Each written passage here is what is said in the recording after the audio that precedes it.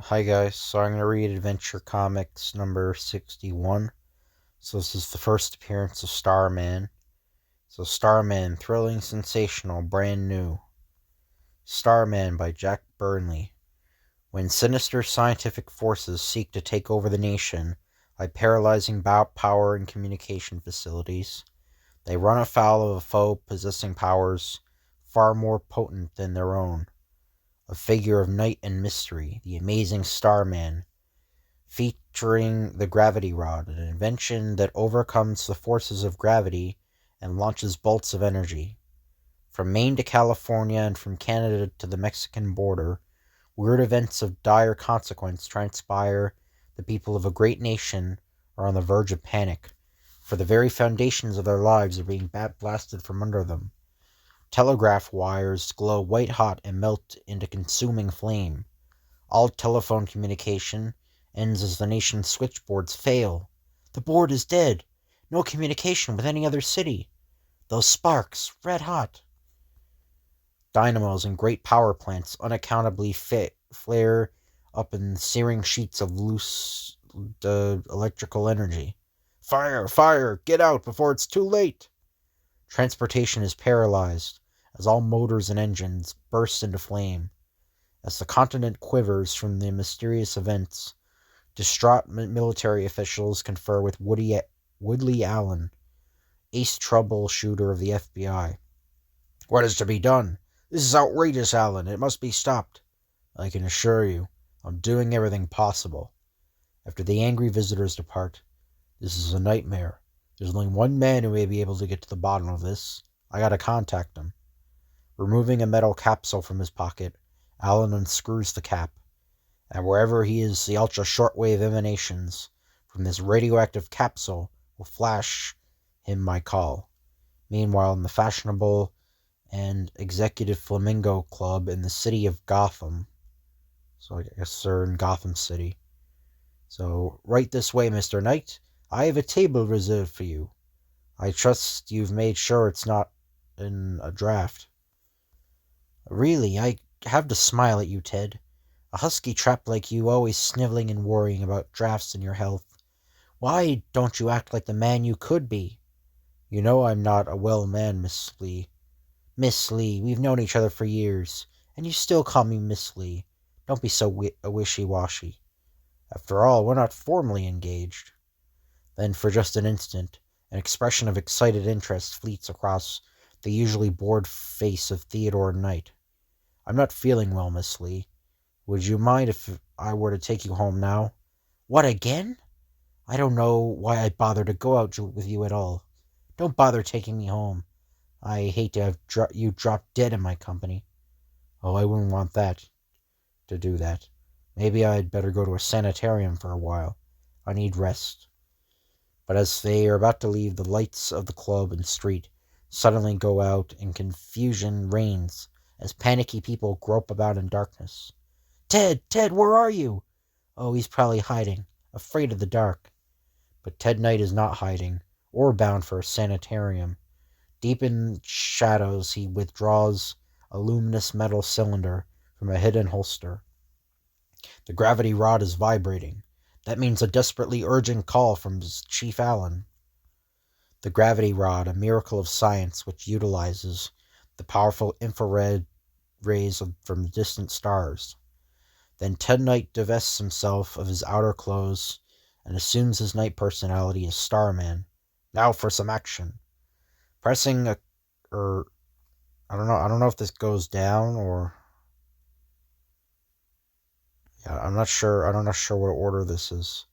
So pressing a control button, Starman zooms up into the sky as the gravity rod releases him from the Earth's pull. The rod will draw me to the secret meeting place where Alan awaits. The mystery man of night lifts the magnetic tube. Okay, so that goes before.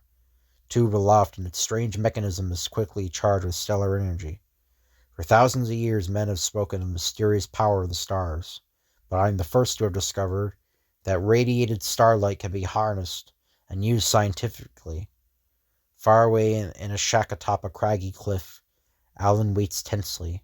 If the capsule made contact, he should be here soon. Sooner than you think, Alan. Starman.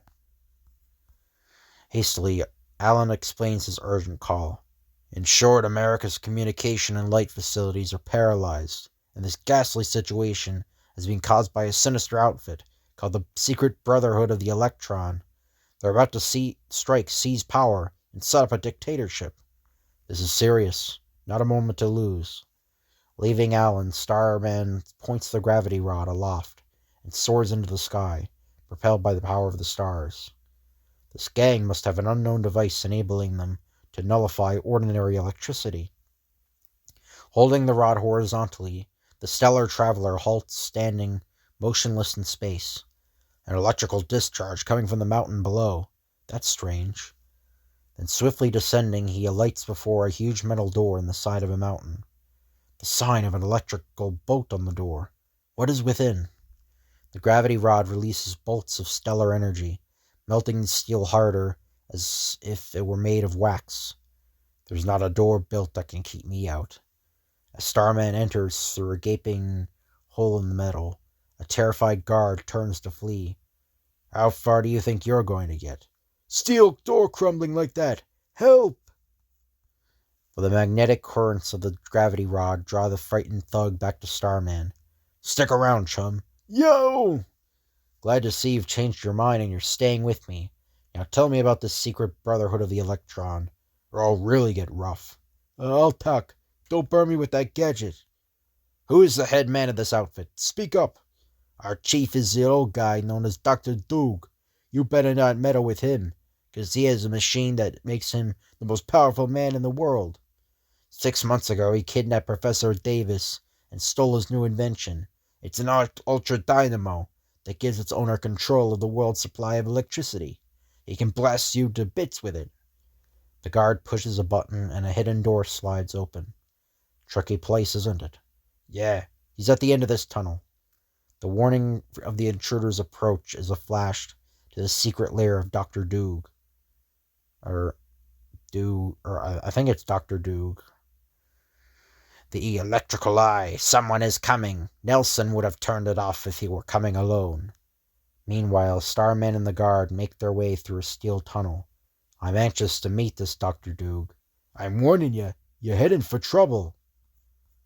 Then a terrific bolt of electricity spurts from above. Yeah!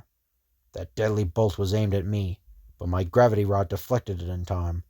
The guard received the full force of it, poor chap. With a grinding of machinery, a section of the steel tube suddenly sinks downward. Never a dull moment in Dr. Doog's place. I don't think it's Dr. Doom. I think it is Dr. Doog. Hurtling down the vertical tube, Starman lands in a strange metallic room. A captive? Why, it's Professor Davis. Who are you? Another of Dr. Doog's prisoners? People call me Starman. I've come to rescue you, and to put a stop to this Dr. Doog nuisance. You never should have come here. No one has ever escaped from Dr. Doog's magic cavern. The man is an evil genius. With my ultra dynamo in his control, he will conquer the world. At that moment, a panel slides silently back, and a sinister figure with burning hypnotic eyes appears. Rash stranger, now that you have discovered my secret domain, you will be my guest. A permanent guest. Dr. Doog. A battle of will commences as Dr. Doog attempts to bring Starman under his powerful hypnotic control. The evil doctor's eyes gleam. A strange drowsiness comes over Starman. You are helpless. You are, pinioned by a thought wall. With a tremendous effort, Starman breaks the spell, but as he starts towards Dr. Doog, a trapdoor opens under him. Resist, will you? Whipping out the gravity rod, he walks over the yawning pit, as if it were solid ground. Seeing his trickery fail, Dr. Doog calls upon his strong-armed men. Several thugs leap upon Starman. Get him! Get him! Looks like they're getting it instead. You're next, Dr. Doog. Say, he's gone. He must have fled through the hidden wall panel. I'll follow him. In the next room, Dr. Doog gets ready to play his trump card. The Ultra Dynamo will destroy him. No living thing can survive its superpower. As Starman enters, Dr. Doog pulls the switch of the Ultra Dynamo. There is a terrific crash as a tremendous voltage clashes with the stellar force of the gravity rod. Not even your super electricity can overcome the power of the stars. The Ultra Dynamo is left a smoking ruin as the gravity rod triumphs. In terror, Dr. Doog tries to escape. You've played your last card, Dr. Doog, and you've lost. You'll never capture me.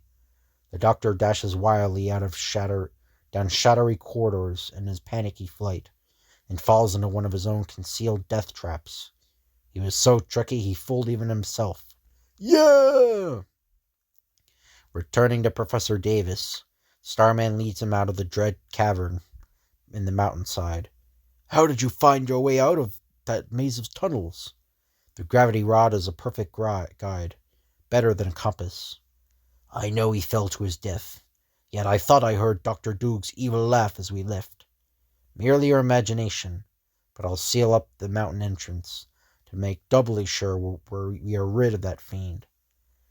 Having put an end to the most serious menace in national history, Starman returns to his personality as the bored playboy Ted Knight. I didn't go to a sanitarium. I just went home and slept. What was all that nonsense about lights failing? It wouldn't matter to you, my brave boy, unless you sleep with your lights on. And the end. So I hope you guys enjoy this video. If you could like, comment, and subscribe, that'd be appreciated. Thank you all for watching, and I'll see you guys later.